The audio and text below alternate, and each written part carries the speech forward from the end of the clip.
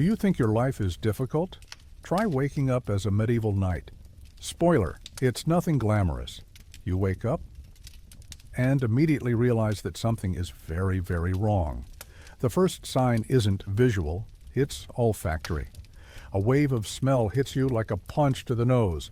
A delicious mixture of rancid sweat that fermented during the night, urine that has seeped into the floor stones, and a subtle perfume of horse manure that stuck to your boots yesterday and decided to make a prolonged stay. Good luck getting that out of your olfactory memory for the next 15 years. Your bed, and use that term very generously, is a straw mattress that seemed almost acceptable when you collapsed here 6 hours ago, too exhausted to care about details like comfort or basic hygiene. Now, in the cruel gray light that infiltrates through the opening they dare to call a window, you realize you share this intimate space with at least 17 different types of microscopic life. Some are still actively moving. Others, well, better not investigate too deeply what those dark stains scattered across the coarse fabric are. The temperature? Absolutely brutal. It's March 1347, and the concept of central heating will still take approximately 700 years to be invented by someone smarter than you. Your options are limited and equally unpleasant. Shiver like a leaf in the wind while your breath forms little clouds of vapor, or put on another layer of those clothes that haven't been properly washed since last Christmas.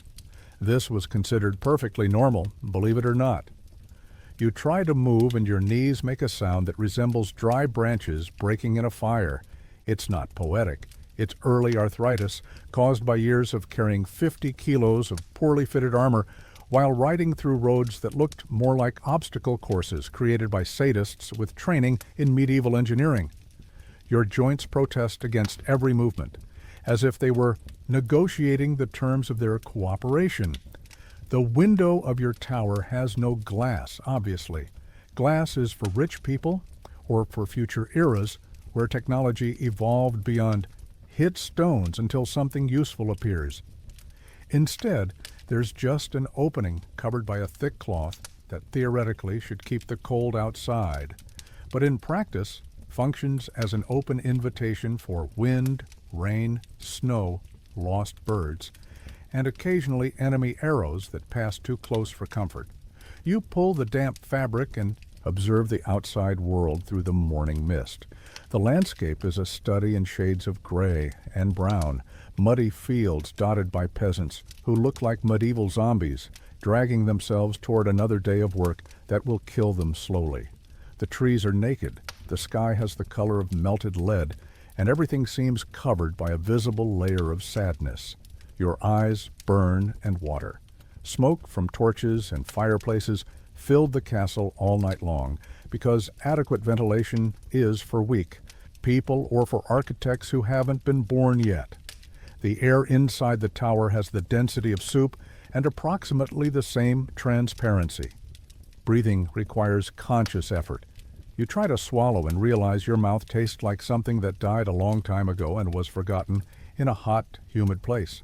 Your tongue is stuck to the roof of your mouth, and your teeth, well, those that still remain, make a tactile impression that resembles moss-covered stones. Your throat is dry as ancient parchment, but the only available water has a suspicious greenish film floating on top. You are not prepared for this, not at all.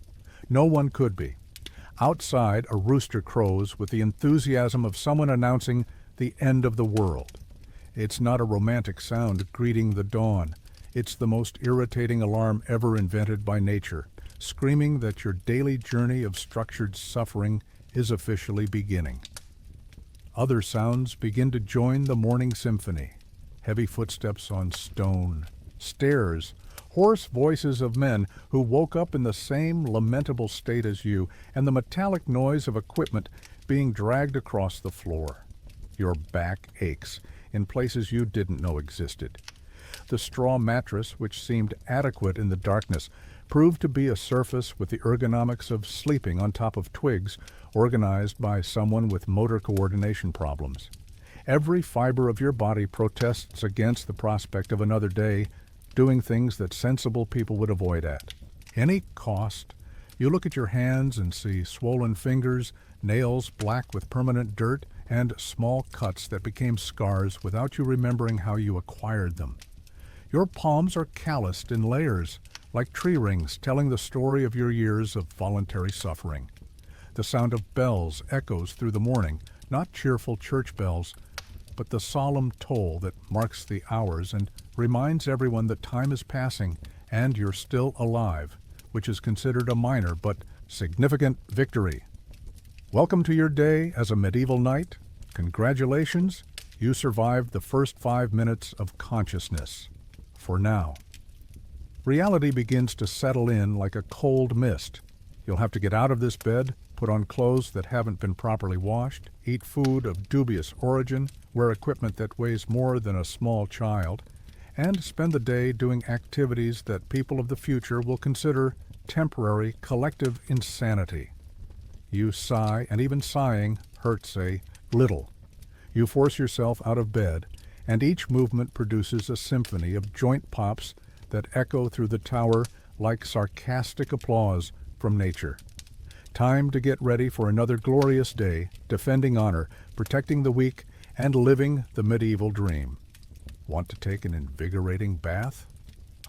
Forget it.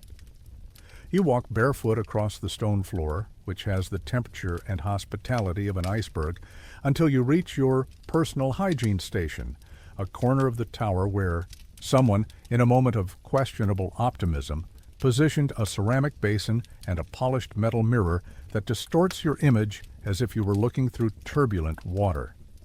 The basin contains water that is technically still water, although it has acquired some interesting characteristics since it was placed there last week.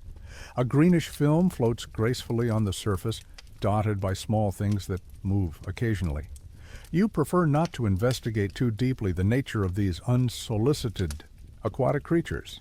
It's this or nothing, so you plunge your hands in and scrub your face with the elegance of someone trying to clean themselves with slightly contaminated mud.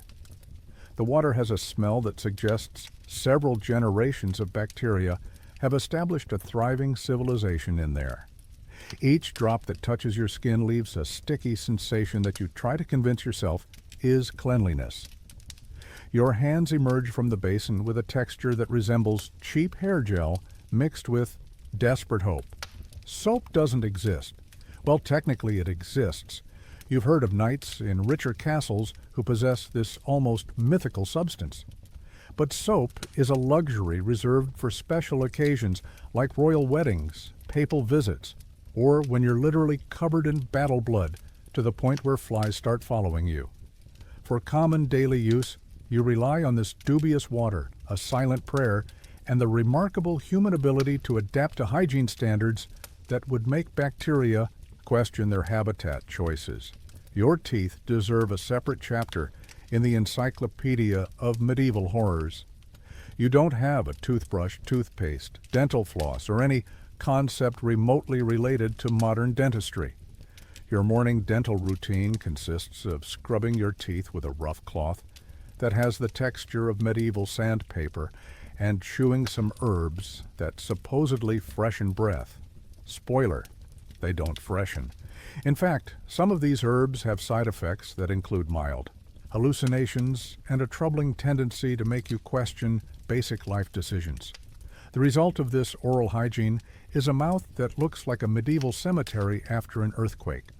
Some teeth still resist bravely in their positions, although they've acquired a coloration that varies between rust yellow and despair brown. Others simply disappeared in the epic battle against cavities the size of lunar craters, leaving gaps that whistle when you breathe. Your breath could be classified as a biological weapon and is frequently used, albeit involuntarily, during prisoner interrogations. Combing your hair is an archaeological adventure that requires courage, determination, and a strong stomach. You use a bone comb, literally made from the bone of some animal that probably had a more dignified life than yours, to excavate through knots that formed during weeks of hair neglect. Each pull of the comb reveals unwanted treasures, occasionally a fat and satisfied louse, sometimes a flea, that decided to establish permanent residence. And once you found a small spider that had created an entire family there and seemed genuinely offended by the interruption, your hair has the texture of old straw, mixed with rancid oil and a sticky substance that may or may not be tree sap. It stands at angles that defy gravity and common sense, creating a silhouette that looks more like avant-garde modern art than a functional hairstyle. Shaving is an exercise in courage that makes medieval combat seem safe. You use a razor without springs, without joints, and without any consideration for human facial anatomy. The blade is more suitable for scraping wood than for personal care, and was sharpened by someone who clearly learned metallurgy through trial and error. Mostly error. You use it with cold water and no type of cream, soap, or lubricant, creating an experience that combines hair removal with religious self-flagellation. It's like trying to perform plastic surgery using medieval torture tools. Many knights choose to keep their beards not for style or masculinity reasons, but out of pure facial survival instinct. Each shaving attempt results in at least 3 small cuts, 2 scraping burns, and a deep reevaluation of the choices that brought you to this point in life. Now comes the truly fun part, putting on underwear. And when we say underwear, we're being extremely generous with the definition. It's a linen tunic that you've worn uninterruptedly for 3 consecutive weeks. It sticks to the skin in some places due to a combination of dried sweat, body oils, and substances you prefer not to identify. It has stains that tell the epic story of recent combats, disastrous meals, and other bodily activities that don't deserve historical documentation. The tunic has its own smell, a unique fragrance that combines concentrated humanity with notes of despair and a persistent background of horse. When you pull it over your head, it makes a medieval Velcro noise, peeling away from the skin with audible reluctance. Over this marvel of textile engineering, you wear the mail shirt, one of the most impressive and simultaneously most impractical inventions of medieval engineering. 50,000 small iron rings interlaced in a pattern that seems to have been designed by someone who viscerally hated the concept of natural human movement. It weighs approximately the same as a well-fed adult ram and has the immediate effect of transforming you from a relatively agile human being into a rusty robot with motor coordination problems. Putting on the mail shirt is like trying to thread your body through a fishing net made entirely of pointed metal. You need help, inevitably from your squire, who has all the delicacy of a medieval butcher and approximately the same patience as a saint during a particularly prolonged martyrdom. He pulls, pushes, twists, and occasionally steps on your foot while trying to make your human body fit inside this articulated iron prison.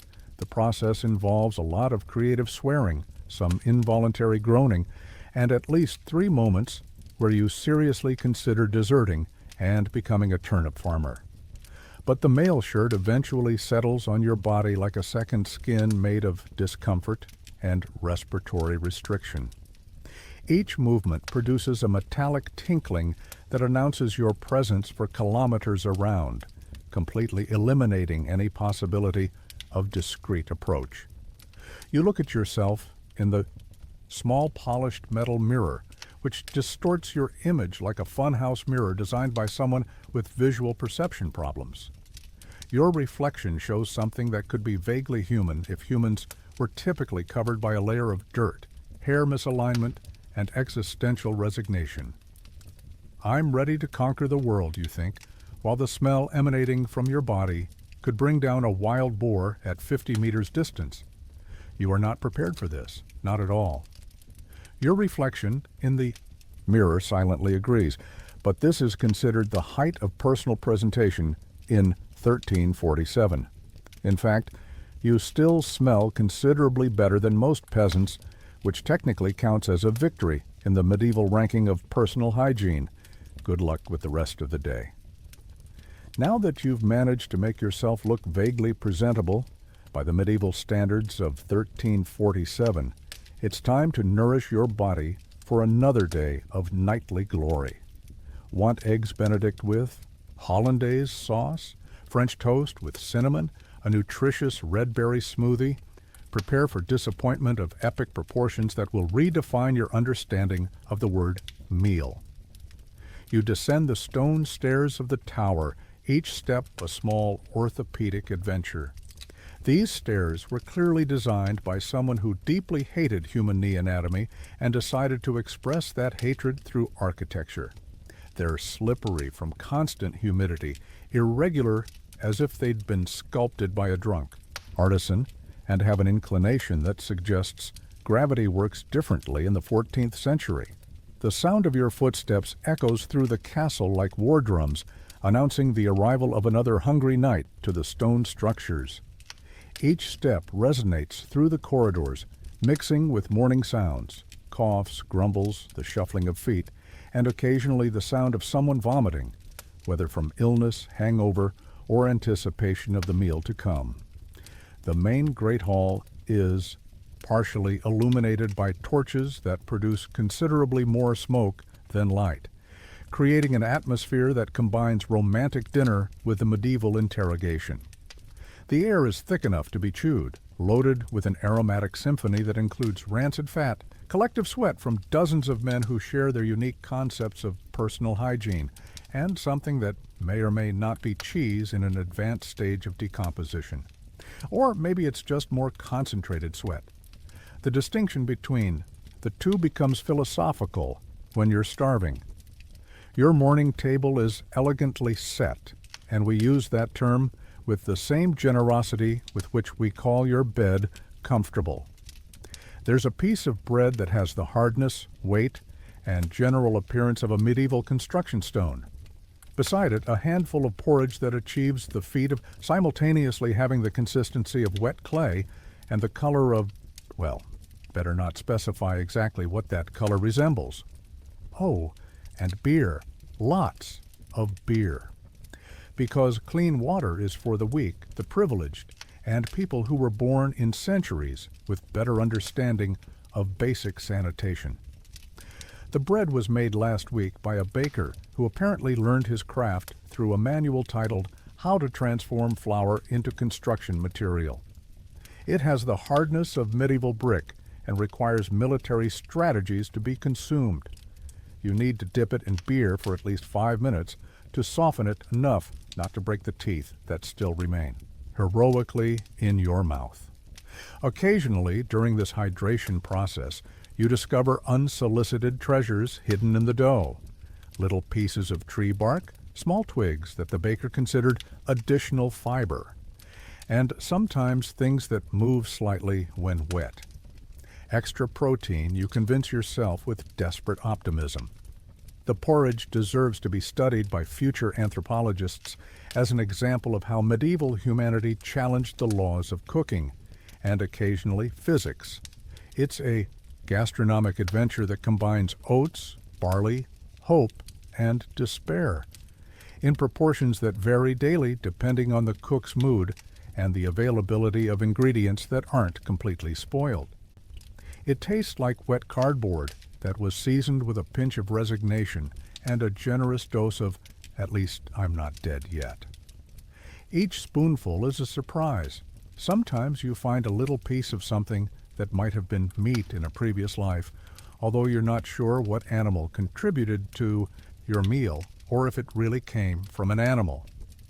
Other times you discover vegetables that defy botanical identification, strange roots, leaves of dubious origin, and occasionally something that clearly shouldn't be in human food, but was included anyway, due to culinary optimism or error in judgment.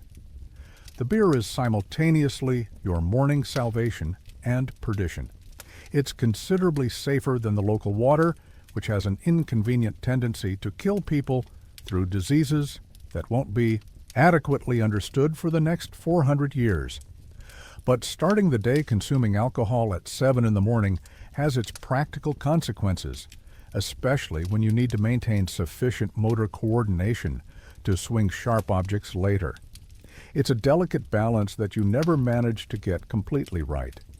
Too little alcohol and you stay too sober to tolerate morning conversations. Too much alcohol and you develop a troubling tendency to confuse allies with enemies during military training. While you heroically chew this banquet worthy of people who have no other options, other knights gradually join the communal table. All display the same characteristic facial expression, a fascinating mixture of existential resignation, genuine hunger, and gastronomic trauma accumulated over years of similar meals. Morning conversations invariably revolve around truly stimulating topics that would make modern talk shows seem profound. How many rats were found in the Ida barn yesterday? Which knight thinks he has the best chances of surviving the next battle? And philosophical debates about whether that stain in the porridge is intentional seasoning or evidence of accidental contamination.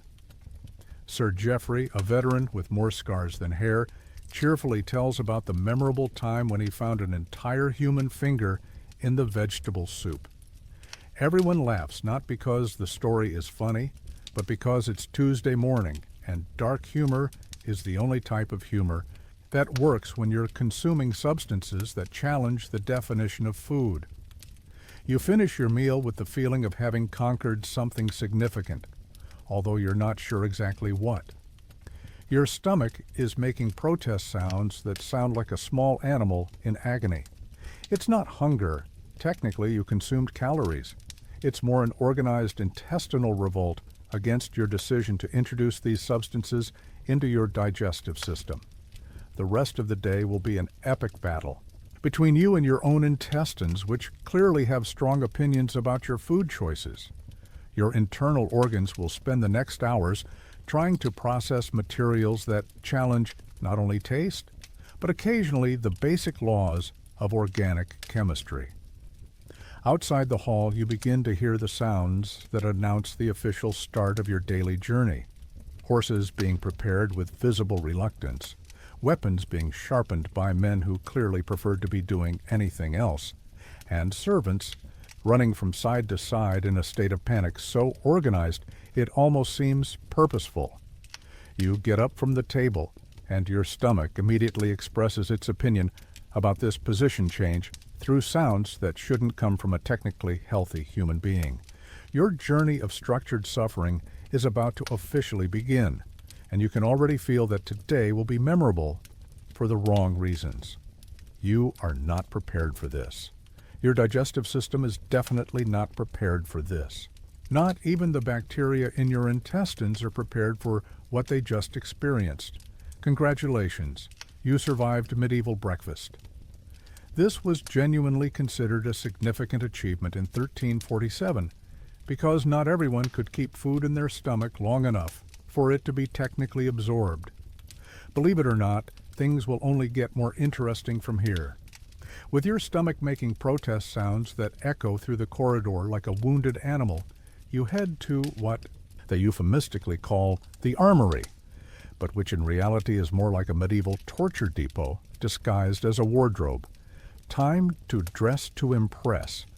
And by impress we mean try not to die in an excessively embarrassing way while looking like a walking tin can.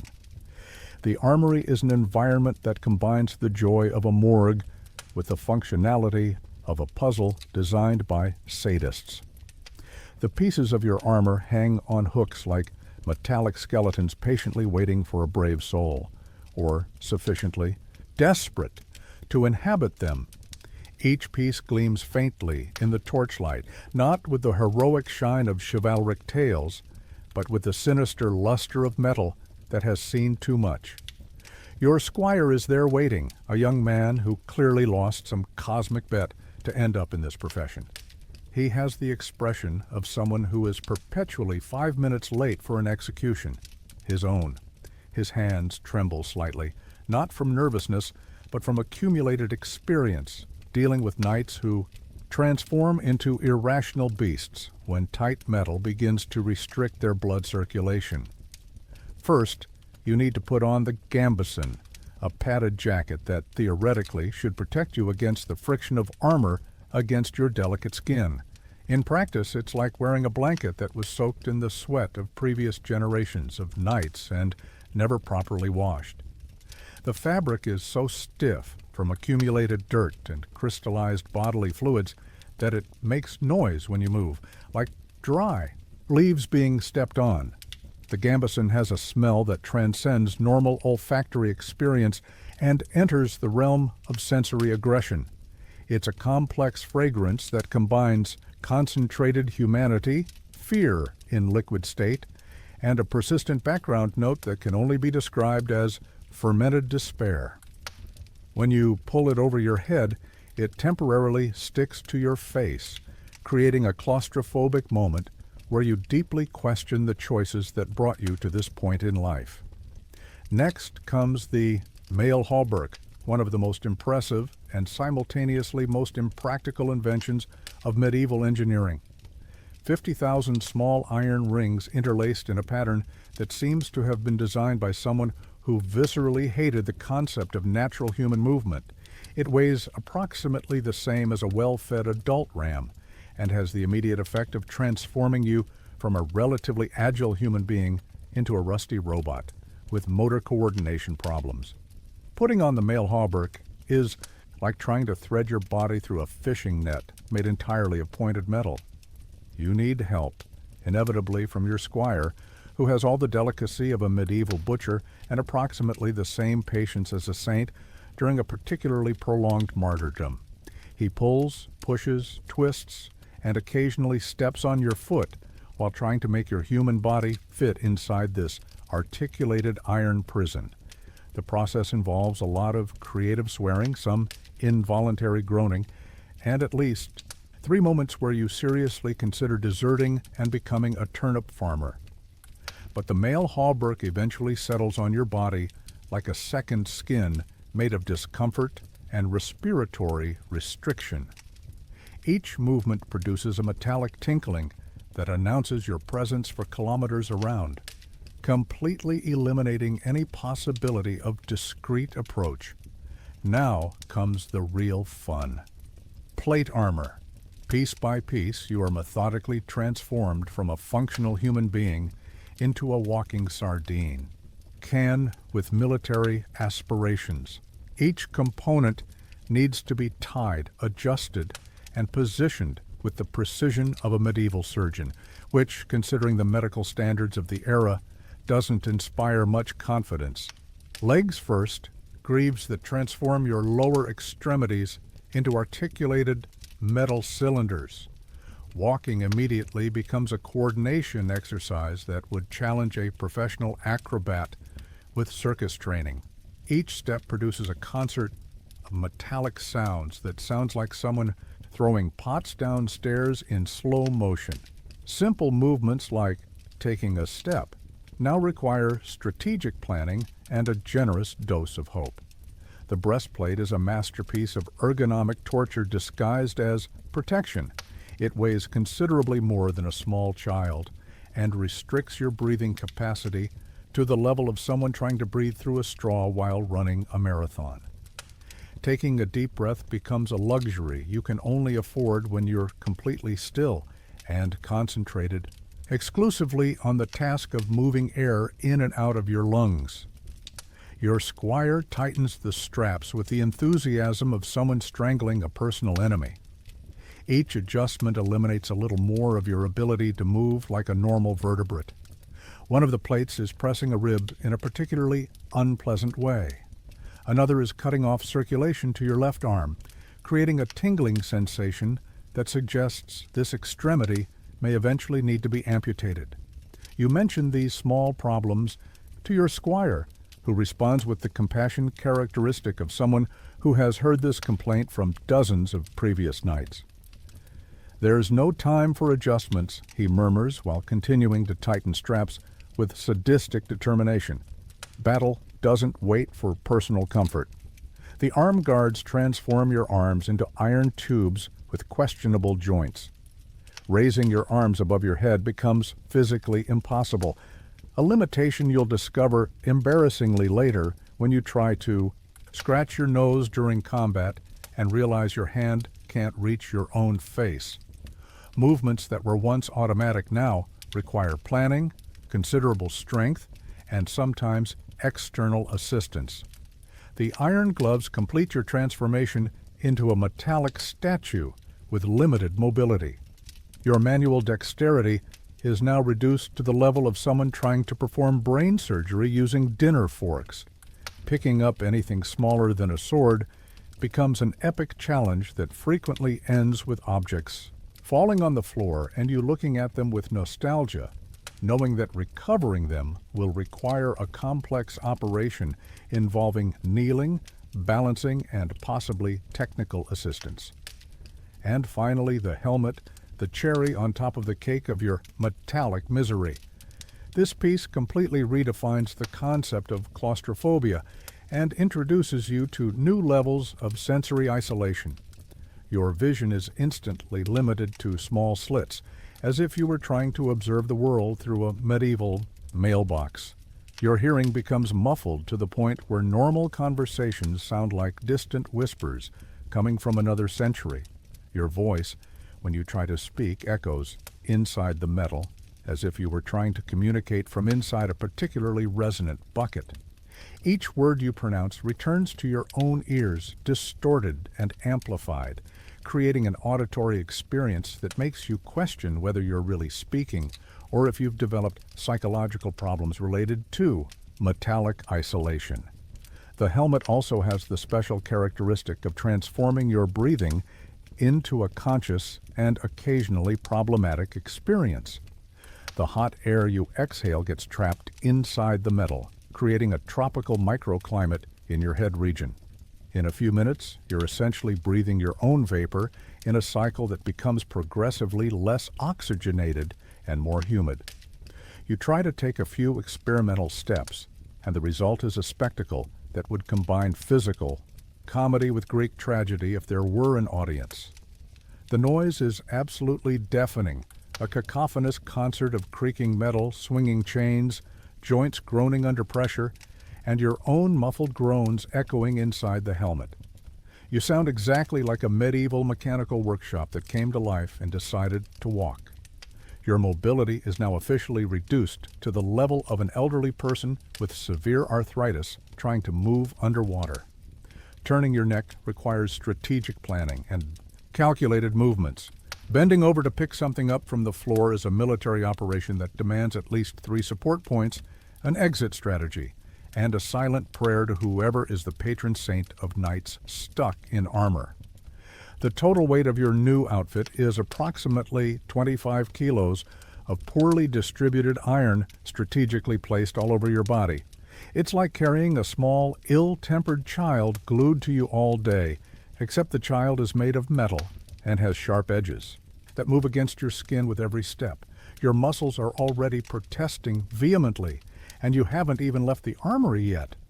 Your back sends distress signals that your brain translates as, "This was a terrible idea." Your knees make sounds that suggest they weren't designed to support this type of continued abuse. You head to the polished metal mirror to inspect the final result of your transformation. What you see back isn't exactly inspiring. Where before there was a recognizable human being, now there exists something that looks like a tin can that developed legs and military aspirations. Majestic definitely isn't the word that comes to mind. Pathetic would be more accurate.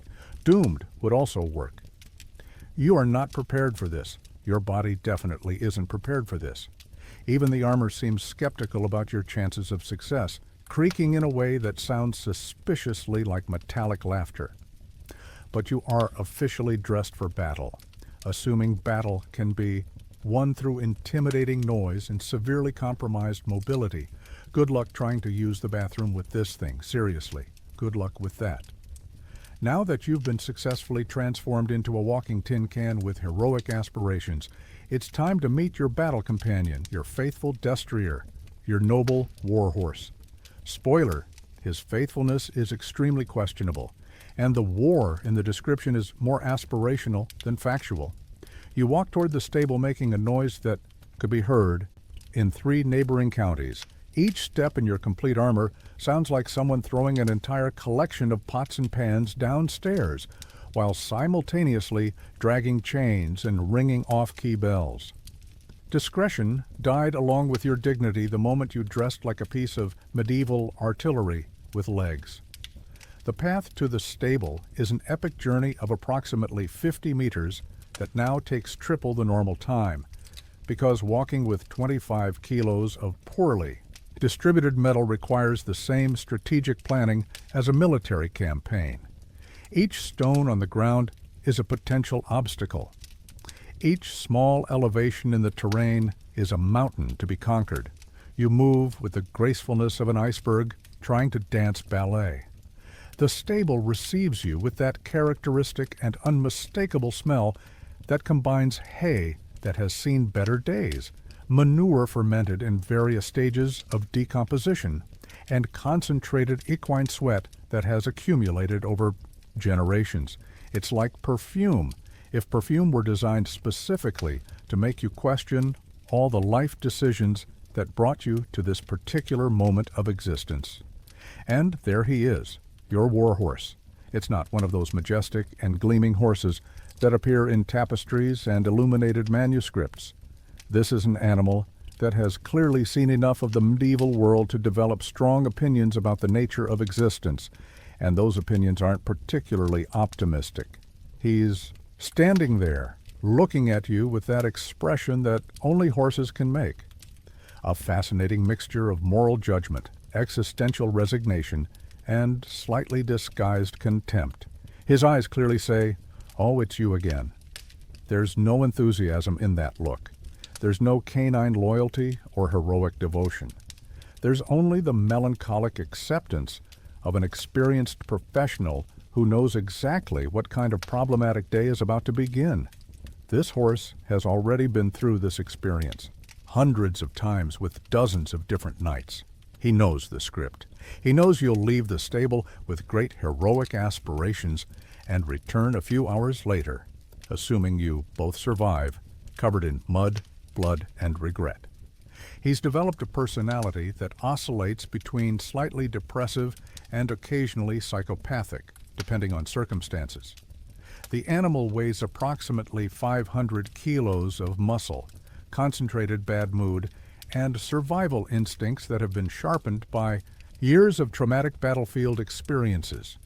You, in comparison, weigh your original 70 kilos plus the 25 kilos of armor that make you move like a rusty robot. Mathematically speaking, you're nothing more than an irritating and noisy accessory in his life. Putting the saddle on your steed becomes a complex diplomatic negotiation that rivals international treaties in terms of necessary delicacy. The horse categorically doesn't want the saddle. You desperately need the saddle to avoid falling and transforming into a pile of crumpled metal at the first turn. He expresses his disagreement through eloquent body language that includes strategically directed kicks, surgically precise bites, and a series of movements that clearly communicate his opinion about knights in general, and you in particular. His ears stay down in a position that universally means, "I'm planning something unpleasant for you." His eyes acquire a gleam that suggests mental calculations about the best way to express his dissatisfaction. Occasionally he snorts, not a casual sound, but a political statement about the quality of your professional relationship. Mounting the horse while wearing complete armor is an exercise that simultaneously challenges the laws of physics, human dignity, and common sense. Theoretically, you should be able to gracefully propel yourself up onto the saddle in a fluid and heroic movement. In practice, you need a mounting block, at least 2 assistants, considerable momentum, and a generous dose of divine luck. The process involves several pathetic jumps that produce deafening metallic sounds, swear words that shouldn't be pronounced near animals or religious people, and at least 3 frustrated attempts where you hang on the side of the horse like a poorly tied piece of baggage. The horse, during this entire spectacle, remains perfectly still with an expression that suggests he's watching a particularly bad comedy. When you finally manage to position yourself in the saddle, a new reality establishes itself with crystalline clarity. You're sitting on top of a half-ton animal that has its own very definite opinions about direction, speed, timing, and the general need for cooperation. And those opinions rarely coincide with yours. Your reins function more like polite suggestions than actual commands. The horse interprets them as unsolicited advice that may or may not be followed, depending entirely on his current mood, wind direction, moon phase, and factors that only make sense in the equine mind. Pulling the rein to the right can result in a turn to the left, a complete stop, or occasionally a movement you didn't know horses were capable of executing. The height of the saddle is genuinely intimidating. You're approximately 2 meters above the ground, balancing precariously on top of an animal that can decide at any moment that he doesn't like you anymore, or that he saw something scary in the distance. The distance between mounted knight and knight spread on the ground like crumpled metal is exactly one sudden movement from the horse. And your horse has an impressive collection of fears and phobias that were developed over years of battlefield trauma. He gets scared by shadows that move suspiciously, leaves that sway too vividly, birds that fly unexpected trajectories, and occasionally by his own shadow when it appears at angles he considers threatening. When he gets scared, and he gets scared with troubling frequency, you instantly become an involuntary passenger on a medieval roller coaster operated exclusively by animal panic. There are no safety controls, seat belts, or trained operators. There's just you, desperately clinging to the saddle, trying not to be thrown in a direction that will result in you becoming a statistic in the chronicles of nightly accidents. Your communication with the animal is severely limited to pulls on the reins, which he frequently ignores, light kicks to the shup, flanks, which irritate him more than motivate, verbal commands, which he pretends not to understand, and whispered prayers, which definitely no one is hearing. He responds to these communication attempts with neighs that clearly mean idiot in equine language, snorts that sound like sighs of exasperation, and body movements that communicate his contempt more eloquently than words. The equine equipment, saddle, stirrups, bridles, reins, was apparently designed by people who never rode a horse in their lives, but who had very strong opinions about how the man-animal interface should work. Everything is uncomfortable for both parties, poorly fitted by principle, and prone to breaking, loosening, or failing at the most dramatically inconvenient moments possible. During long rides, and all rides are long when you're wearing armor that cuts your circulation and sitting in a saddle that was designed by sadists, you and the horse develop a symbiotic relationship based on mutual tolerance and shared discomfort. It's an agreement that works perfectly in theory. He carries you where you need to go, and you don't kill him for insubordination. In practice, it's a constant negotiation where both parties are perpetually dissatisfied with the contract terms. Your horse knows all the tricks to make your life more interesting. He knows exactly when to stop to eat grass in the middle of a military formation, when to decide he needs to drink water at strategically inconvenient moments, and when to express his personality through movements that make you question whether horses can develop a sadistic sense of humor. He has also developed the ability to detect your nervousness and respond to it in ways that exponentially amplify any anxiety you're already feeling. If you're nervous about an impending battle, he gets even more nervous. If you're trying to impress someone with your horsemanship, he chooses exactly that moment to demonstrate his own interpretation of equine. Interpretive dance. You observe the animal and realize he's studying you with the same intensity, probably reaching similar conclusions about your competence and chances of mutual survival. You are not prepared for this. The horse knows this with absolute certainty and frequently expresses his opinion about your competence through snorts that sound suspiciously like sarcastic laughter. Congratulations, you are now officially a mounted knight, technically. The horse has different opinions about this classification, but equine opinions are rarely consulted in medieval courts or official documents. This was considered the height of 14th century military technology. A man in armor mounted on a war horse represented the maximum in individual combat power. Believe it or not, you're both about to discover exactly how this partnership works under real pressure. Now that you and your horse have established the basic terms of your dysfunctional partnership, he carries you, you try not to, fall, both pretend this is a good idea. It's time to train your combat skills, because nothing says military professional like spending the entire day trying not to mutilate yourself with your own weapons while using equipment designed by people who clearly never heard of ergonomics. You ride to the training field making a noise that announces your arrival to any enemy within a 3-kilometer radius. Your horse contributes to the cacophony with steps that sound like a rhythmic war drums, while your armor produces a metallic symphony that combines creaks, tinkles, and occasional troubling structural groans. The training field is basically a piece of beaten earth surrounded by equipment that was apparently designed to test the absolute limits of human resistance to pain and public humiliation.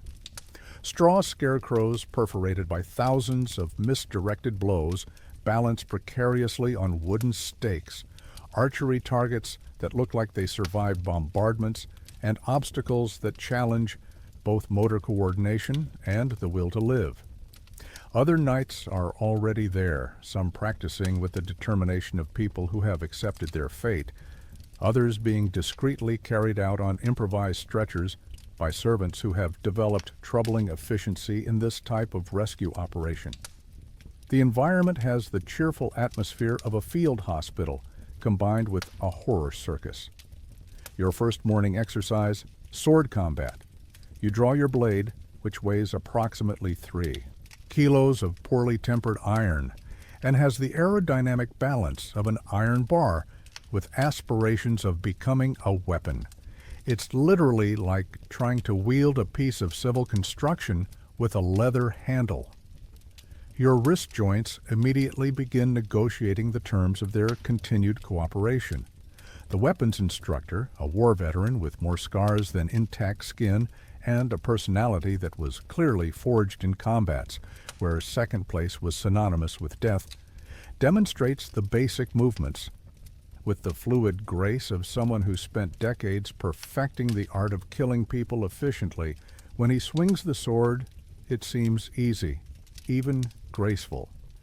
When you try to imitate the same movements, the result resembles more a person having an epileptic attack while holding a particularly heavy radio antenna. Swinging a 3-kilo sword while wearing 25 kilos of poorly fitted armor is like trying to execute ballet choreography while wearing a deep-sea diving suit. Each movement requires strategic planning, strength you didn't know you needed to have, and a generous dose of hope that something aligned with your intentions will actually happen. Your training opponent is another knight with approximately the same level of competence as you, which means both are equally lost. You face each other like two rusty robots trying to destroy each other through movements that are simultaneously too slow to be effective and too clumsy to be dignified. The combat looks more like interpretive dance about arthritis than a demonstration of martial skill. The swords clash with a noise that echoes throughout the castle and probably through several neighboring villages. Sparks fly in all directions like medieval fireworks. Your arms vibrate with the impact in a way that makes you question whether bones are really designed to withstand this type of abuse. Your shoulder joints make sounds that are troublingly reminiscent of breaking branches. Your opponent retreats, you try to advance, both moving with the agility and gracefulness of armored turtles trying to dance tango. Each blow is telegraphed with enough advance notice for observers to place bets on exactly where the blade will land. The speed of combat allows spectators to comment on each movement in real time, offering suggestions and constructive criticism. After exactly 3 minutes of intense combat, timed by a servant who clearly has experience marking the duration of these spectacles, you're both panting like horses after an endurance race. Sweat pours inside the armor, creating small lakes of saline humidity in all the most uncomfortable places possible. Your hands are completely numb from holding the sword with enough force not to let it fly and decapitate some innocent observer. Your arms tremble from exhaustion, like leaves in a storm. The instructor observes with the expression of someone who has seen this same spectacle hundreds of times and has developed the resigned patience of a saint dealing with particularly slow children. He offers useful advice like, "Try not to die," and "The sword works better when you hit the opponent instead of the air around him." Next exercise in your journey of self-discovery through pain: archery. You trade the sword for a longbow that apparently requires the physical strength of a gorilla to be properly drawn. Pulling the bowstring is like trying to bend an iron bar using only arm muscles and a will to live that is rapidly diminishing. The instructor demonstrates the appropriate technique, pulling the string to his ear with the ease of someone bending a flexible branch. For you, it's a matter of digital survival. You need to use practically all your torso muscles simultaneously to manage to draw the bow enough for the arrow to go in some direction that isn't directly toward the ground. Your first arrow departs on a completely random trajectory, flying in a direction that defies the laws of ballistics and passes dangerously close to the head of a servant who was simply trying to sweep the courtyard in peace. He gives you a look that mixes genuine terror with professional resignation, the standard expression of anyone who works in the vicinity of knights during training sessions. Your subsequent attempts show no significant improvement in terms of accuracy or general safety. One arrow buries itself in the ground exactly 2 meters in front of you, creating the impression that you're trying to attack the ground itself. Another flies majestically over the castle wall and disappears into the distant forest, probably to become part of local folklore about unidentified flying objects and knights with aiming problems. A third arrow achieves the feat of flying backward, almost hitting yourself, an accomplishment the instructor comments as being technically impressive, although tactically questionable. The target you should be trying to hit remains completely intact and probably develops a superiority complex. After an entire hour trying to hit a table-sized target positioned only 20 meters away without measurable success, you move on to the next exercise in your military education, mounted combat. This involves trying to maintain precarious balance on top of your temperamental horse while swinging a lance that weighs more than a small tree trunk and has approximately the same maneuverability. The physics behind this activity challenges not only logic and common sense, but also several fundamental laws of movement and balance. Your horse, demonstrating acute perception of the situation, immediately realizes you're about to do something particularly stupid even by medieval standards. He expresses his professional opinion through neighs that sound suspiciously like sarcastic laughter and body language that clearly communicates, "Are you absolutely sure this is a good idea?" He's right to be worried. Both of you are. The lance is essentially a 3-meter wooden pole with an iron tip that could easily perforate a stone wall, much less human flesh. Keeping it balanced while mounted on an animal that has its own very definite opinions about direction, speed, and general cooperation is like trying to balance a light pole while surfing in rough waters during an earthquake. Your first attempt to execute a cavalry charge results in you almost impaling your own horse, who expresses his opinion about this through evasive movements that nearly throw you from the saddle, completely knocking down a training scarecrow and ending up hanging sideways from the saddle like an armored sack of potatoes with coordination problems. The instructor shouts guidance and corrections that you can't hear adequately because of the helmet that transforms all sounds into muffled echoes, can't mentally process because of the adrenaline flooding your nervous system, and definitely can't follow because you're too busy trying not to die in a particularly embarrassing way. Your subsequent attempts to master the art of the mounted lance produce results that vary between disastrous and potentially lethal to innocent bystanders. You manage to knock down several targets, although never the ones you were trying to hit. You develop a growing reputation as the knight who is more dangerous to his own side than to any real enemy. During a particularly ambitious attempt, you achieve the feat of getting stuck to the lance, literally stuck with the weapon tangled in your own armor in a way that requires external assistance to undo. You spend 15 minutes hanging from the saddle like a metallic decoration, while servants work to free you using tools that include pliers, small levers, and a good dose of brute force. After 6 hours of basic training, and the word basic is used here with the same generosity with which we call your bed comfortable, you can barely lift your arms above shoulder level. Your legs tremble like leaves in a gale. Your back aches in places you didn't know existed. You've discovered new muscles mainly through the pain they're causing. You have bruises in places you didn't even know could develop bruises. Your skin inside the armor is red from constant irritation. Your hands are so swollen you need help removing the iron gloves. Each movement produces at least 3 different types of pain. You are not prepared for this. Your body is actively rebelling against your career choices and sending clear signals that it considers this activity an unnecessary form of self-flagellation. The instructor, observing your lamentable physical state, cheerfully announces that tomorrow will be intensive training. He explains that today was just warm-up, an introductory session to evaluate your basic level of competence. Apparently, you didn't pass the test. You look around the training field and realize other knights are in similar states of exhaustion and existential questioning.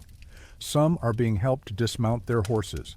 Others are sitting on the ground, still wearing armor, looking at the horizon with expressions that suggest deep reevaluation of life choices. The sun is setting, painting the sky with colors that would be beautiful if you had enough energy to appreciate natural beauty. Your muscles ache, your joints protest, and you're beginning to suspect that medieval cavalry may not be the dream career that troubadours make it seem. Good luck explaining to yourself why you chose this life voluntarily. After weeks of training that conclusively proved you have approximately the same natural talent for combat as an armored potato, the big day has finally arrived. Your first real battle. Spoiler!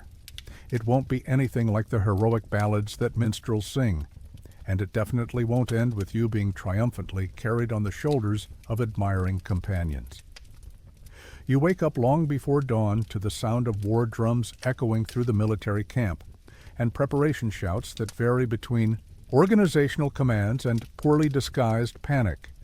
Your stomach is doing internal acrobatics, a delicious mixture of genuine nervousness, poorly digested porridge from yesterday, and the growing and quite rational realization that you may be about to die in a very unpleasant and potentially embarrassing way.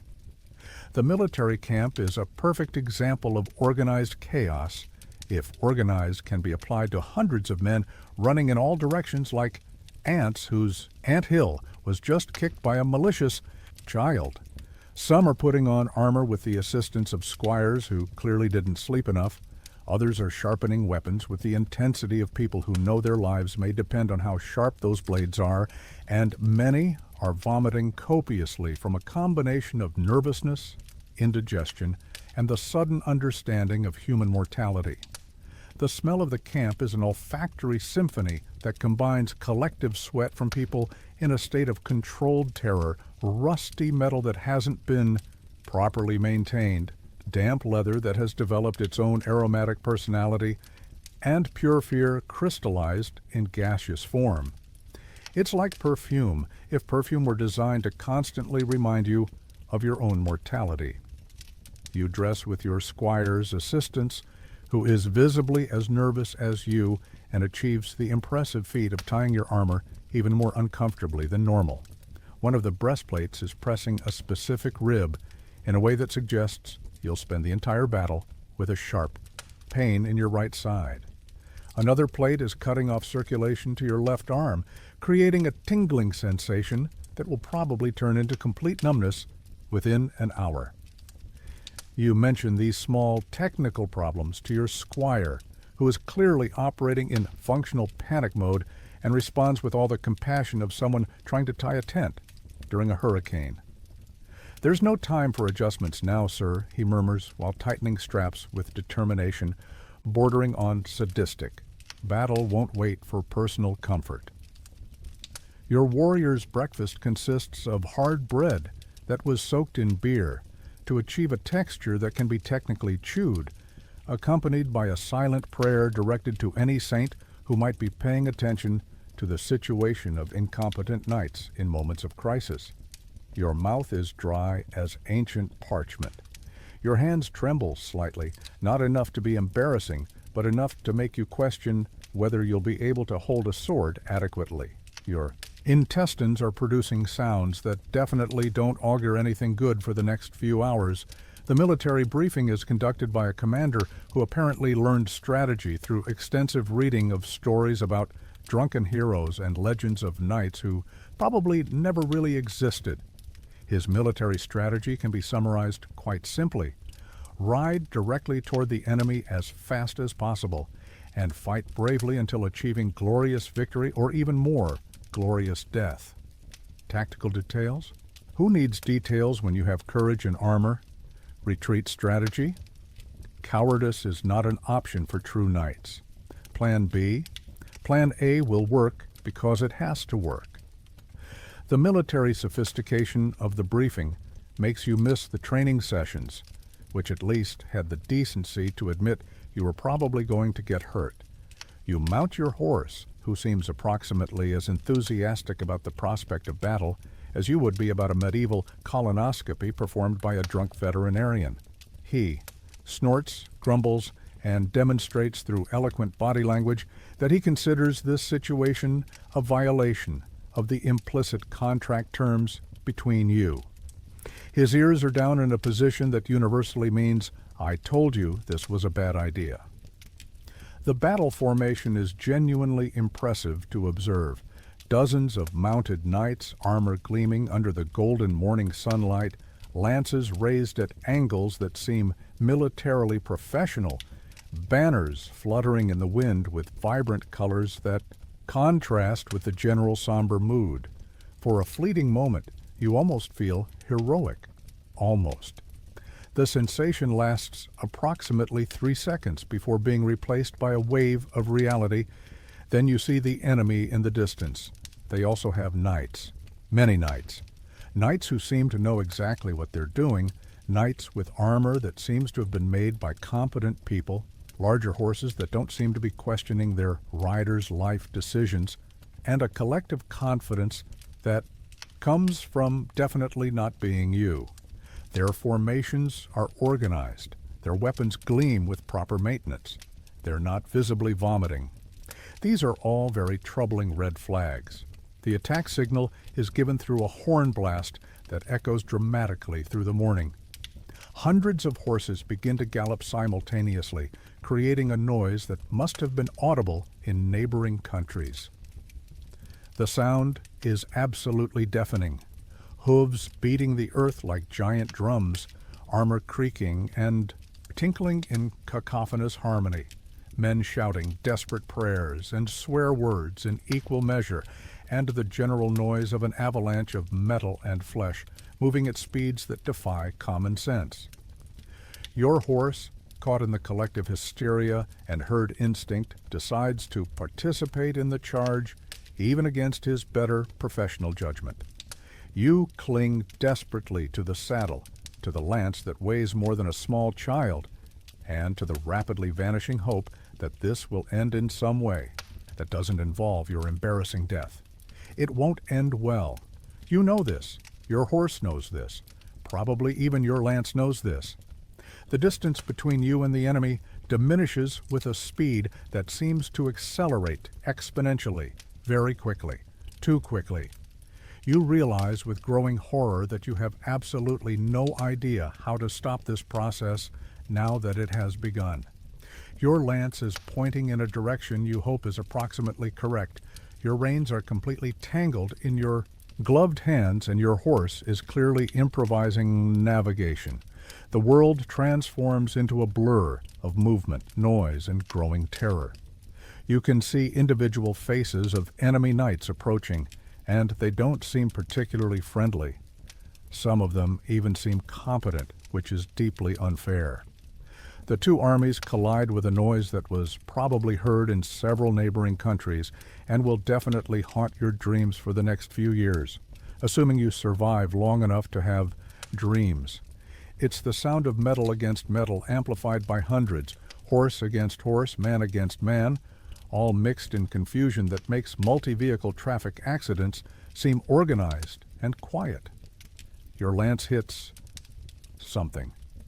You're not sure exactly what, because everything is happening too fast for adequate mental processing.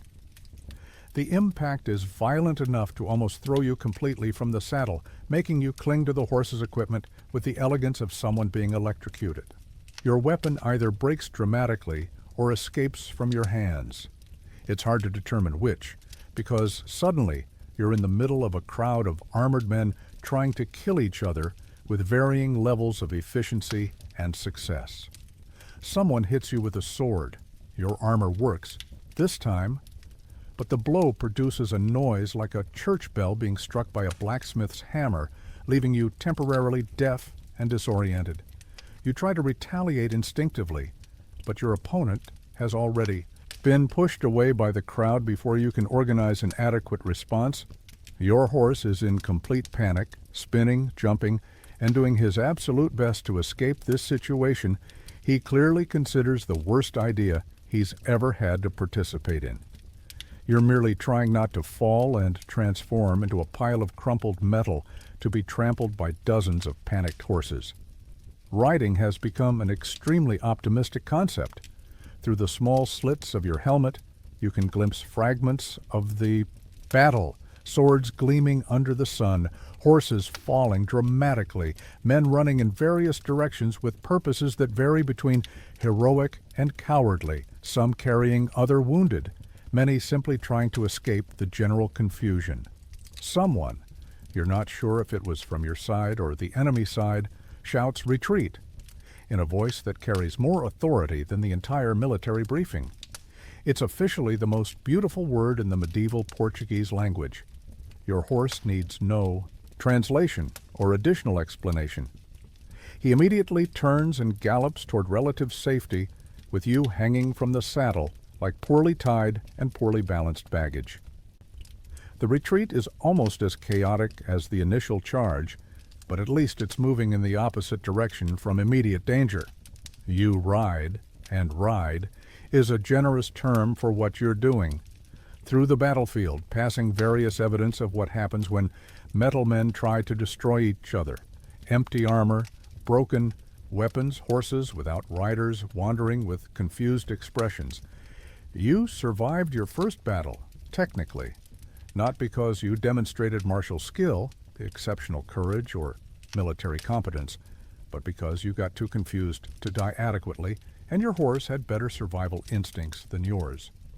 Back at the camp, which now looks like a field hospital combined with a support meeting for people with trauma, you discover that victory and defeat are surprisingly flexible concepts. In the medieval context, everyone is claiming victory, including those who ran in the opposite direction during the entire fight, those who hid behind formations, and at least one knight who spent the entire battle trying to dismount his horse. The battle stories are already being retold with creative embellishments that transform confusion into strategy, panic into courage, and accidental survival into heroic prowess. You hear versions of the battle that definitely don't correspond to what you experienced, but that sounds considerably more impressive. You weren't prepared for this, never were, never will be. Real medieval battle has nothing to do with the heroic stories that inspired you to become a knight. Congratulations, you officially survived combat, for now. Now you understand why so many knights develop alcohol problems. Now that you've survived your first experience of collective near-death organized and disguised as battle, you discover an inconvenient truth about medieval chivalry. Being a knight isn't just fighting. You also need to navigate intricate feudal politics, which is essentially like modern politics, but with considerably more chances of public execution and significantly less transparency in decision-making processes. You return to the castle after battle to discover that your social life as a knight is a toxic mixture of incomprehensible feudal obligations, social hierarchy more rigid than poorly fitted armor, and interpersonal drama that would make modern reality shows seem like examples of subtlety and good taste. It's like being forced to participate in a game where no one explains the rules to you, but breaking any of them can result in death, exile, or worse. First, you need to formally pay homage to your feudal lord, a ritual that involves publicly kneeling before a man who inherited more land than neurons and swearing eternal and unquestionable loyalty in exchange for a piece of land that may or may not exist in physical reality. The Diur ceremony is performed in public because organized humiliation works better with an audience, and tradition is more important than personal dignity. Your feudal lord is exactly the type of person you'd expect to find in a position of absolute power without relevant qualifications. He was born rich through no merit of his own, never worked a single day in his life at any activity that could be considered productive, has extremely strong opinions about subjects he clearly doesn't understand, and considers empathy a character weakness that should be avoided at any cost. He decides your personal destiny based entirely on his mood of the moment, which oscillates unpredictably between slightly irritated with existence in general and homicidal about minor issues. His decisions are final, his opinion changes are frequent, and his justifications are unnecessary because he is the Lord, and you are definitely not Lord. Your feudal obligations include providing military service when requested. Lipai, which you've already discovered is an elaborate form of assisted suicide with expensive equipment, paying taxes in grains you don't possess because your land doesn't produce enough grains, and attending court whenever he decides he needs entertainment or someone to blame for various problems. The medieval court is where civilization, logic, and common sense go to die slowly. It's a social environment where grown adults spend the entire day discussing issues of cosmic importance like which knight has the inalienable right to sit closer to the fire during formal dinners, and who insulted whom during the banquet 3 weeks ago, and what are the lasting political implications of that offense. Court intrigues are Byzantine in their complexity, changeable as the weather, and deadly as poisonous serpents. Alliances change daily based on factors that include but are not limited to who sat where during the last meal, conflicting interpretations of meaningful looks, and disputes over precedents in situations that normal people wouldn't even consider important. Everyone is constantly trying to poison, seduce, blackmail, or politically destroy each other through methods that vary from subtle suggestions to direct accusations of treason. It's like a chess game played by people who don't know the rules, using pieces that change function randomly on a board that's constantly catching fire. You quickly learn that every social conversation is an interpersonal minefield, where a misplaced word can result in enmities that last generations. Agree with Sir Geoffrey about the exceptional quality of this year's barley harvest? Congratulations, you just mortally insulted Sir Walter, who supplies barley to the castle, and interpreted your comment as implicit criticism of his agricultural methods. compliment someone's wife on her embroidery skills or her particularly presentable appearance? Now you have a mortal enemy who will spend the next 5 years trying to systematically ruin your life through malicious gossip, fabricated accusations, and occasionally direct assassination attempts. Court parties are experiences that completely redefine the concept of human resistance to prolonged boredom. You sit on wooden benches without backs for periods that extend for hours, eating meat of questionable origin and dubious provenance, while listening to a minstrel who apparently learned music through a method that involved systematic auditory torture. Musical entertainment consists mainly of ballads about courtly love sung by someone who clearly never experienced love of any kind, epic stories about heroic knights who probably never existed, and occasionally comedy attempts that make you appreciate moments of absolute silence. Conversations during these festivities invariably revolve around genuinely fascinating topics like local tax problems, digestive issues of various nobility members, disputes about which horse belongs to whom, and philosophical debates about whether certain servants are stealing food or just naturally incompetent. Drinking alcohol during these social occasions is technically mandatory, but not in quantities sufficient to make the experience bearable. You need to stay sober enough not to accidentally insult someone important enough to have you executed, but drunk enough to endure conversations that make watching grass grow seem exciting. It's a delicate balance you never manage to get completely right. Tournaments represent your golden opportunity to shine socially, assuming your personal definition of shining includes being publicly humiliated by more competent knights, while a crowd of spectators actively cheers for your physical and emotional destruction. Tournaments combine all the mortal fun of real battle with the additional psychological pressure of doing it all for public entertainment. Your first joust is an experience that transcends the physical and enters the realm of the spiritually traumatic. You ride toward another knight, both holding pointed lances with explicit intention of knocking each other off, moving horses at speeds that defy survival.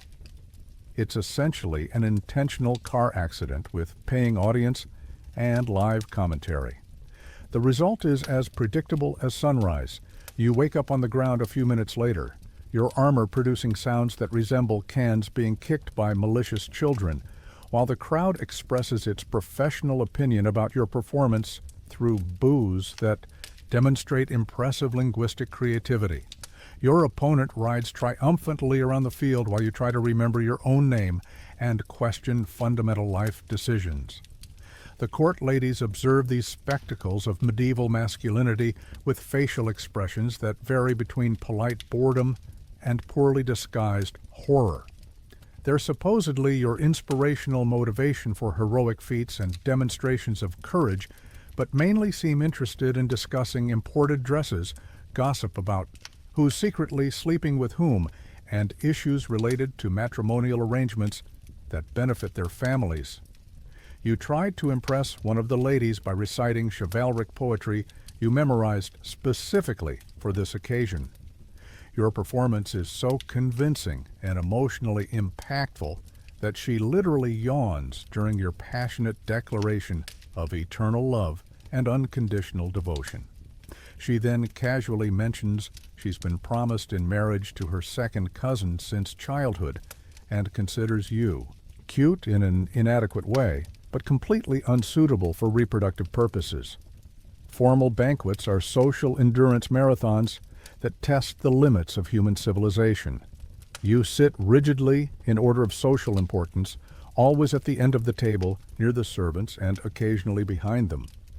Eat food that cools progressively while waiting your turn to be served based on noble precedents, and participate in conversations that make watching paint dry seem exciting and intellectually stimulating.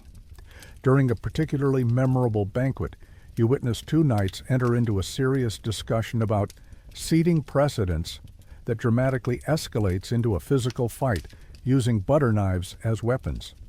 The initial discussion lasted 3 complete hours. The The fight was eventually interrupted only when both combatants became too physically tired to continue raising their arms. Your position in the social hierarchy is constantly questioned and challenged by other knights who possess more inherited land, horses of better pedigree, or fathers with more impressive titles. You spend considerably more time defending your basic right to exist socially than doing any activity that could be considered useful or productive. The medieval legal system is a cruel joke where justice is determined through methods that include physical combat, direct bribery, interpretation of divine signs, or simply the current phase of the moon. You are formally sued by a peasant who claims your horse deliberately stepped on his favorite chicken.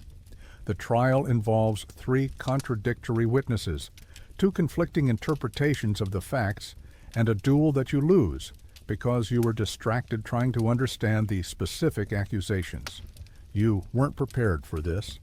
Medieval politics makes modern politics seem like a transparent model of efficiency, logic, and consideration for basic human needs. Your social life develops into a predictable pattern of social obligations you don't understand, conversations you can't navigate safely, and relationships based on hierarchies that constantly change for reasons no one can adequately explain. Good luck trying to maintain your mental sanity in an environment where logic was officially banned by royal decree and replaced by tradition, precedence, and aristocratic whim. Now that you've proven your incompetence both on the battlefield and in the social arena, your feudal lord decides it's time to add another layer of complication to your already problematic medieval existence. It's time to find a wife. Because clearly what your life of structured suffering really needs is more interpersonal responsibilities and someone additional to disappoint regularly. The concept of romantic love in 1347 is approximately as developed as refrigeration technology or basic human rights. Marriage is essentially a commercial transaction disguised as a religious ceremony where you negotiate land, cattle, debts, and occasionally prisoners in exchange for a person who may or may not be able to tolerate your presence for prolonged periods. Your feudal lord, demonstrating his habitual compassion and understanding of human needs, decides you urgently need to marry to stabilize your dubious social position and produce heirs who can potentially be more competent than you. He has some candidates in mind, women he poetically described as adequately fertile, and with financially acceptable dowries. Romance, love, personal compatibility, or mutual happiness aren't mentioned because they're concepts for troubadours and other creative fantasy professionals. The first candidate is the daughter of a neighboring knight who owes political favors to your lord. She's 17 years old, you're 26, an age difference considered perfectly normal in an era where life expectancy rarely exceeds 40. She was carefully educated since childhood to embroider with mediocre competence, pray with appropriate frequency, and produce male children at regular intervals.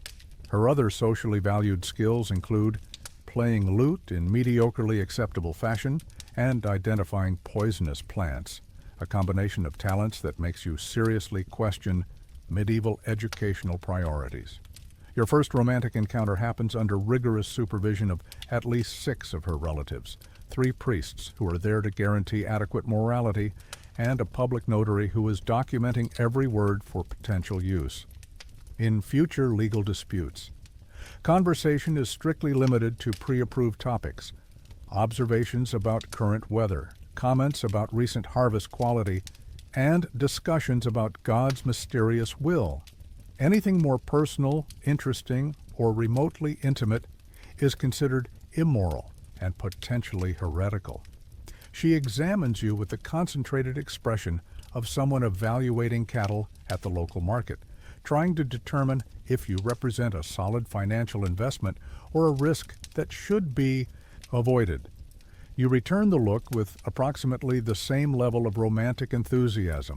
It's love at first sight, if love is redefined as mutual tolerance based on economic necessity and social pressure. The dowry negotiation is where the situation gets truly interesting and where any pretense of romance is officially abandoned. Your future father-in-law generously offers 3 cows in physically acceptable condition, a pig that's still alive, half ownership of a barley field that may or may not be in legal disputes, and a solemn promise not to sue you for the next 5 years for unspecified but presumably numerous issues. In exchange for this impressive offer, you offer your military protection, which both know is questionable, half your annual income, which is approximately equivalent to what a poor peasant earns in 3 months, and the formal guarantee not to beat his daughter more than twice a week, except in special circumstances that will be defined later as needed. The marriage itself is a ceremony that combines solemn religious ritual with pragmatic business contract. The church is decorated with flowers that can't adequately mask the perpetual smell of mold, cheap incense that produces more smoke than fragrance, and candles that melt in patterns that seem like ominous omens for connoisseurs of local superstitions. The guests are present mainly for the opportunity to consume free food and drink, and for the chance to gossip later about intimate details of your personal life.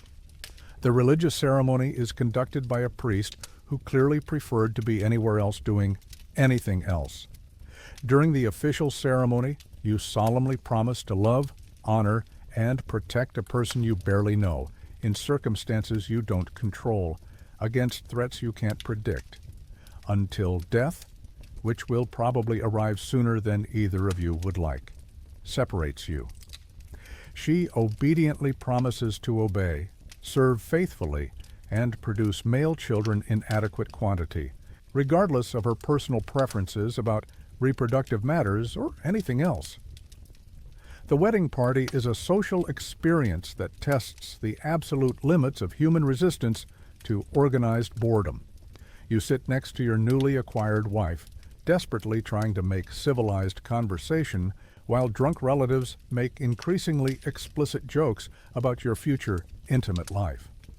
The minstrel hired for the occasion sings ballads about eternal love that sound exactly like cats being systematically tortured by people without musical talent.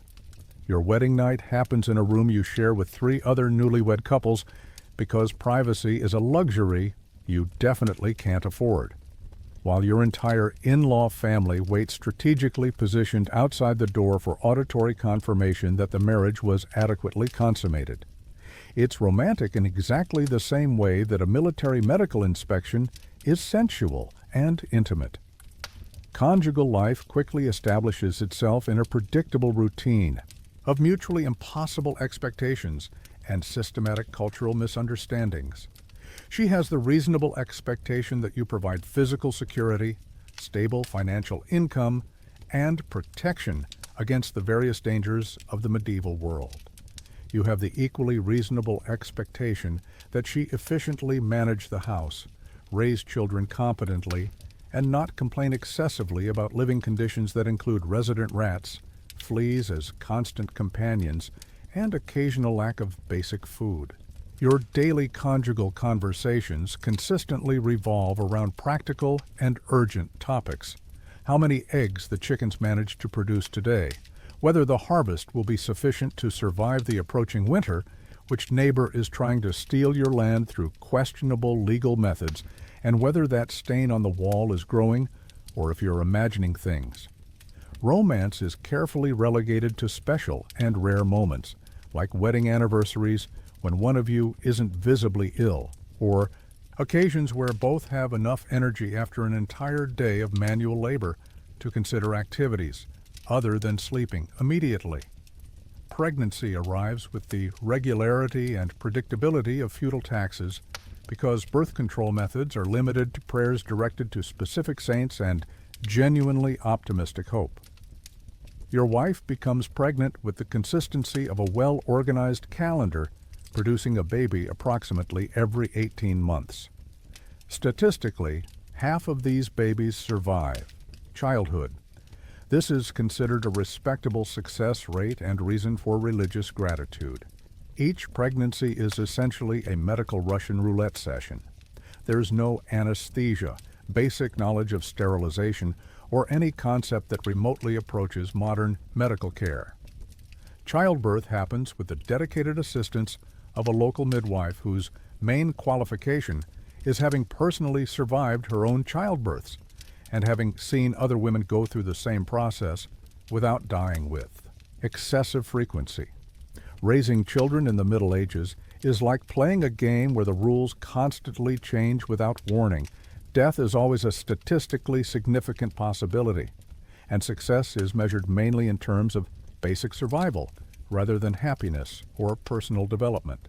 You have children you never get to know adequately because they die in infancy. Children who die from diseases that today would be easily cured with basic antibiotics, and occasionally one or two who survive long enough to repeat exactly the same cycle of structured suffering. Your family life gradually develops into a familiar pattern of constant physical work, perpetual worry about basic survival, and occasional moments of genuine happiness that are quickly interrupted by various crises that include but aren't limited to seasonal hunger, mysterious diseases, bandit invasions, legal disputes over property, and the regular death of people you started to like. It's like a family sitcom, if modern. Sitcoms regularly included child death, hunger as a recurring plot element, and the constant threat of random violence as background for all domestic activities. Years pass, and you develop a growing appreciation for the complexity of keeping a family functioning under conditions that constantly challenge basic human survival. Each day everyone wakes up alive is considered a minor but significant victory. Each meal where there's enough food for everyone is reason for genuine gratitude. Your surviving children grow up quickly, not by choice, but by necessity, and soon begin contributing to the family economy through work that would be considered child exploitation in later eras, but which is simply practical reality in the 14th century. You look at your family life and realize you've managed to create something that works within the extremely limited parameters of what's possible in your era. It's not what romantic dreams are made of, but it's real, functional, and occasionally even rewarding. You weren't prepared for this, for the responsibility of protecting people who depend on you in a world that seems to be actively trying to kill them. No one could be adequately prepared. Congratulations. You now have a complete family to protect, feed, and keep alive under conditions that regularly challenge these basic objectives. This was considered the peak of personal achievement and social success in the medieval period.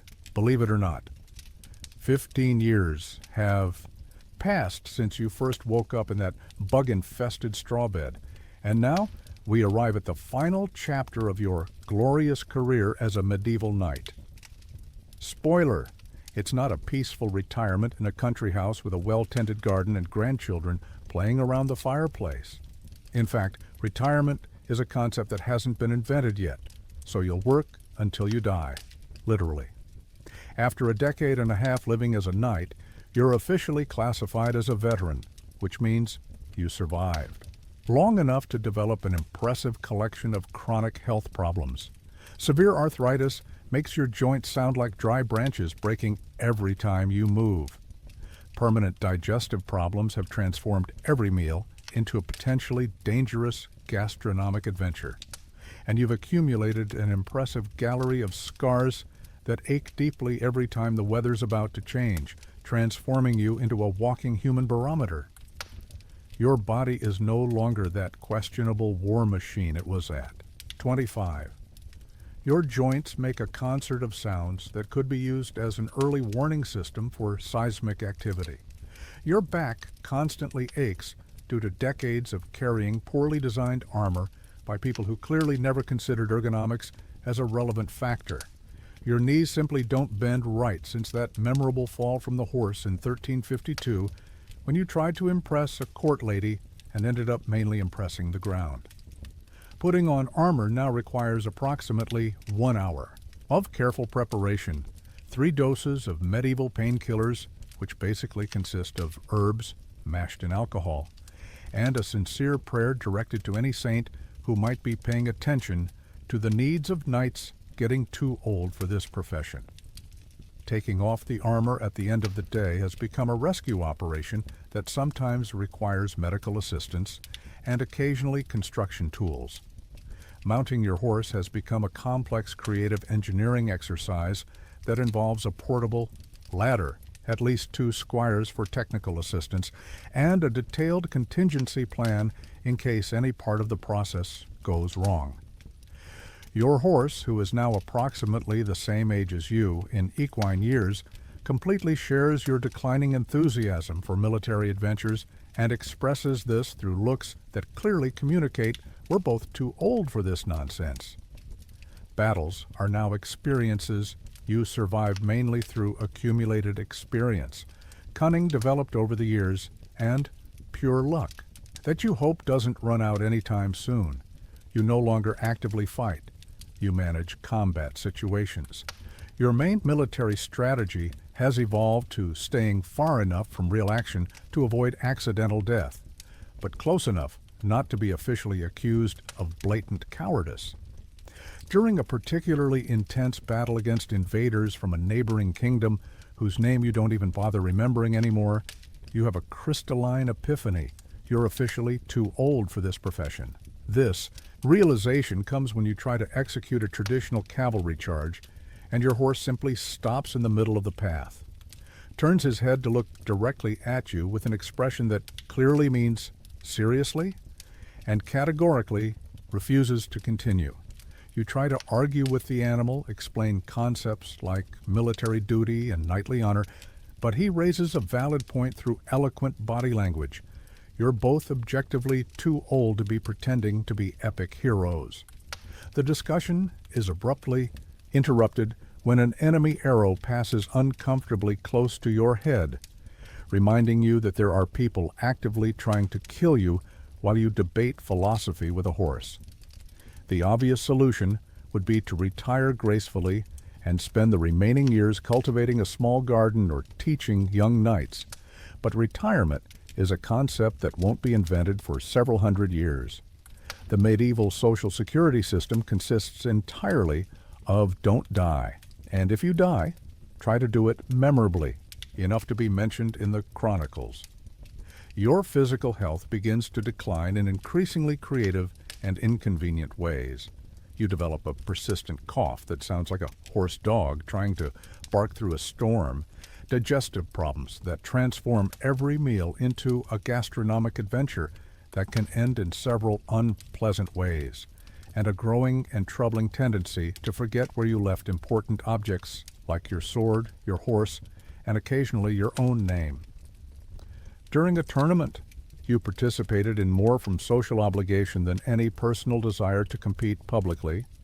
You're knocked off your horse by a young knight who is approximately half your age and twice your enthusiasm for organized violence. The fall results in a clearly broken rib, an ankle twisted at an anatomically questionable angle, and a wound to pride that will never heal adequately. While you're being carefully carried off the tournament field on an improvised stretcher, you distinctly hear the crowd, enthusiastically applauding your young and competent opponent. It's in this moment of absolute clarity that you realize you've officially become that veteran knight who young warriors need to defeat to prove their worth. You're no longer a protagonist in your own story. You become an obstacle in other people's heroic journeys. Your family tries to care for you with the limited resources available, but medieval medical care is restricted to regular bloodletting, which theoretically removes malignant humors, prayers directed to specific saints who supposedly specialize in various health problems, and occasionally amputating body parts that are clearly infected beyond any hope of recovery.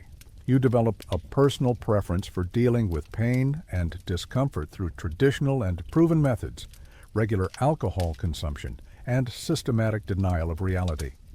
Both work surprisingly well considering the circumstances. An infection that started as a small cut on your arm result of a minor accident during equipment maintenance, decides to expand its horizons and explore other regions of your body. Medieval medicine responds to this situation with characteristic enthusiasm, applying treatments that include covering the wound with fresh horse manure to extract the malignant humors and daily bloodletting to balance bodily fluids. Surprisingly, these treatments don't produce the desired results. You spend your last days in a bed that persistently smells of urine and existential regret, surrounded by family members who are mainly worried about practical questions like who will inherit your lands, who will take care of the horses, and whether your debts will be transferred along with your properties. Your last words are a philosophical mixture of practical advice for your children. Never completely trust Knight Robert. He owes money to everyone. Observations about the nature of existence. Honestly, this entire life was a questionable idea from the beginning, and specific requests about your funeral. Bury me with the armor, but leave the helmet at home. Never liked that thing anyway. You die on a particularly rainy Tuesday in October at 41 years of age. A genuinely respectable age for someone who spent their entire adult life trying to be killed by armed strangers. Your death is officially caused by malignant fever, but in reality it was a complex combination of untreated infection, accumulated physical exhaustion, and the simple fact that your body finally gave up trying to keep you alive against all reasonable odds. Your funeral is a modest ceremony, mainly because most of your fellow knights are busy trying not to die in the same ways you died. Your grave is marked by a simple stone that lists your accomplishments concisely. Here lies, sir, your name, who fought with questionable determination and died appropriately tired. Your lands are immediately inherited by your eldest son, who begins almost immediately to commit exactly the same mistakes you made, because learning from others' experience is apparently impossible in the medieval period. You weren't prepared for this? Never were. Never could have been adequately prepared. Congratulations. You officially completed a full career as a medieval knight. You survived confusing battles, toxic politics, arranged marriage, parenthood under extreme conditions, and eventual death from infection from a small cut. This was genuinely considered a life of remarkable success. And now, for the first time in 15 years of structured suffering, you can finally rest in peace.